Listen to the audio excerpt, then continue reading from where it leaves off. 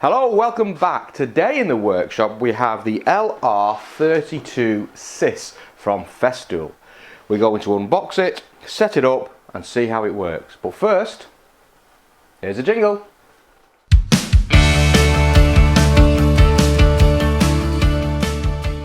If you're not familiar with the LR32 Sys from Festool, what it does, it drills a series of 5mm holes at 32mm spacers in panels, and that can be panels used in kitchen cabinet construction, in shelving units, in bespoke units, in Sys ports. And once you've got that series of holes in place consistently across every single panel, you then use those holes for adjustable shelves or for drawer runners.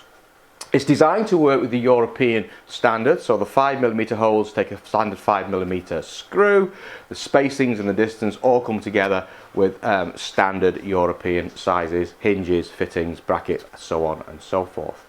Let's see what we get in the system.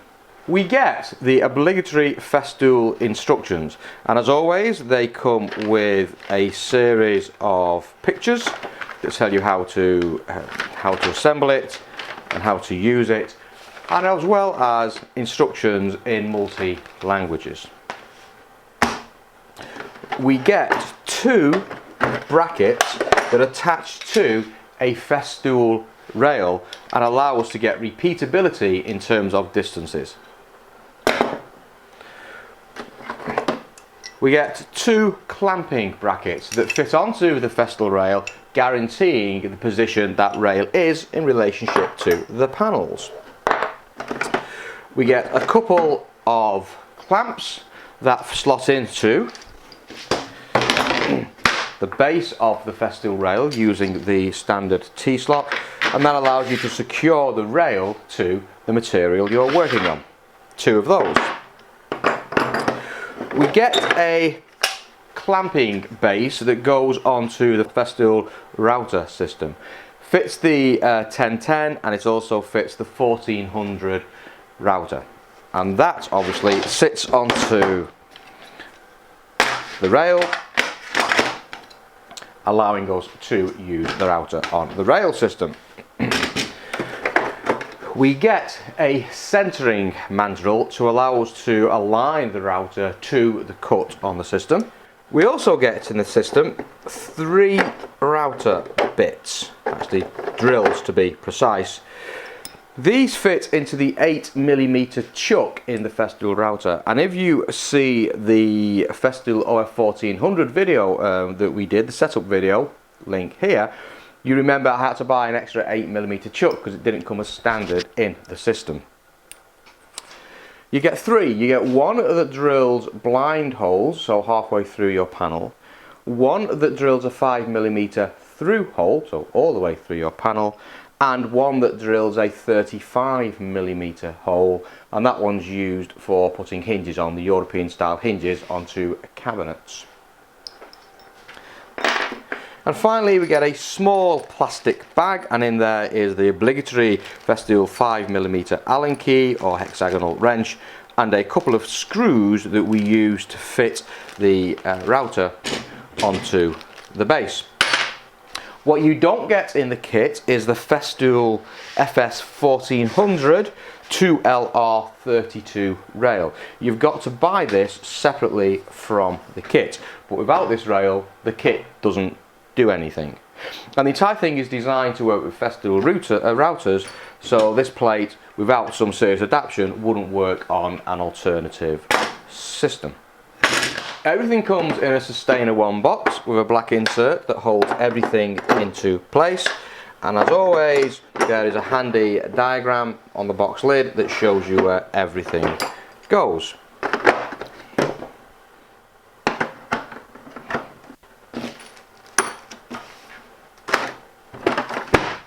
The system first of all needs to be calibrated to the rail that we have.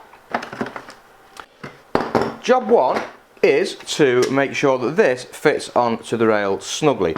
As always, there's a little clamping bracket here on the Festool guide. There are two screws inside here, and we adjust those screws so this sits snugly onto the rail and we don't have any movement inside there. Tighten down the screws if there's any movement inside that. And all these screws are doing are pushing down on a small plastic cam here that then puts a bit of resistance on the rail. And as always, we want this to be snug and secure so there's no wobble, but we don't want it to be overly tight and restrict the movement of the device. And there we have it. With that locked to the rail, we now need to calibrate the reference bars to the rail and to the plate. It's a really simple design. We have a clamp here that simply clamps on to that part of the rail there, and we have a sliding stop that gives us the reference position, and we have a gauge line that goes from 20mm, 10mm to a 0 point, then from a 0 point through to 110mm. On this reference guide there's a sliding knob, and that's where we reference to the edge of the material that we're working, and we can also use that. It's a 5mm cam on the end, and that can also reference into a 5mm hole to give us repeatable rows if we so wish across the board. This has got a locking cam on it, which is useful, so you can pull it up and twist it and it locks in position, and that helps you when you're referencing this onto your board. It all sits nice and flush. So job one is we just lock this into position on the board. We then take the 0 point on the black gauge and we align it to the 0 point on the metal gauge. And once that's aligned 0 to 0, we lock that down into place. We can now bring the rail up, and we're looking for that small silver cam to slot directly into this hole here. So this silver cam here to interlock directly to this cutout on the place. And at the moment, that doesn't. The cam is too far in that direction. To adjust that, we take the 5mm Allen key, the wrench, and we undo this screw here. And now that allows for this entire bar to slide backwards and forwards. We bring the plate in and we align that cam into that hole. Make sure everything is nicely locked down, make sure that's aligned. Once that's in place, we can then clamp this down, and that bar is now zeroed into position. That's a one-time deal. Once that's done, you never have to do that again. And with that one done, we repeat for the second one.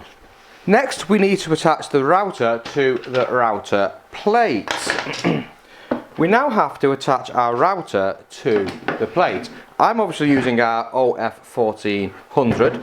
The plate will take both the 1400 and the 1010. It's a slightly different process for each. If you have the O1010, that simply slots into this plate, and you use the supplied clamps that then clamp onto the base plate of the router, and you just simply lock that into position, and that gets clamped underneath those two clamps. The 1400 is a bit different, and this plate needs to be screwed to the base of the 1400. There's two threaded holes on the base of the 1400, one here and one here. In the kit, the LR32 sys kit, comes two screws, and they were located in the same plastic bag as the Allen wrench, or the 5mm wrench. You line up these two holes against these holes here, and it will only go on and line up in one direction, and that direction is with the black adjusting knobs on the flat side of your base. If you try and come in from the other side, it won't fit, it won't line up. This needs to be centered to the router, and that's where this centering mandrel comes into play. It's a 8mm shaft, so we've gone ahead and we've fitted the 8mm chuck into the Festool router. If you don't know how to do that, go and check out the Festool OF1400 router video that I did. And then you insert the mandrel into that chuck and tighten it down. This has not got to be super tight, it's just got to be in position. Make sure that you've got no prior adjustments on your plunge, so get that completely out of the way and lock it down. Plunge your router so the mandrel's coming through just prior to the surface, and lock that down. You can now go ahead, flat side, black piece, onto that mandrel and then line up those holes in the base. Taking the 2 screws, we can now position this perfectly onto the base. Make sure they're nice and secure and tight. You don't want this thing moving. We can now release the plunge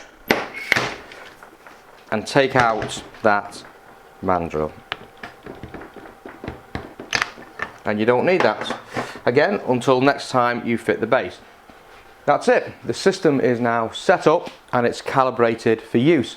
The next video we'll look at the rail and see how the system comes together. See you next time.